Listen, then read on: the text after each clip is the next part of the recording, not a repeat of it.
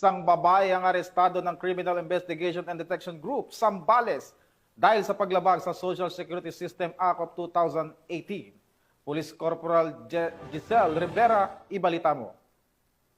Ang isang babae sa probinsya ng Zambales na may kinakaharap na kaso kaugnay ng paglabag sa Social Security System Act of 2018.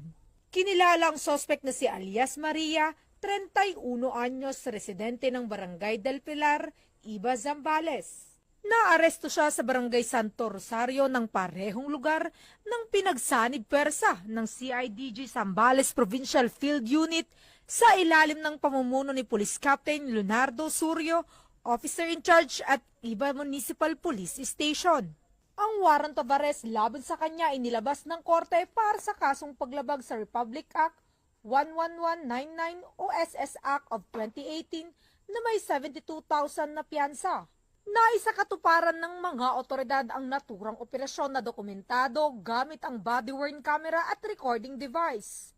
Patapos ang pag-aresto ay dinala ang akusado sa CIDG Zambales Provincial Field Unit para sa booking procedure bago ibalik ang warrant sa korte.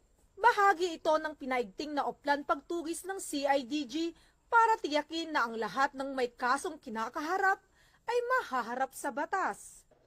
Mula dito sa City of San Fernando, Pampanga, ang inyong PNN correspondent, Police Corporal Giselle Rivera, alagad ng batas, tagataguyod ng Balitang Pulis.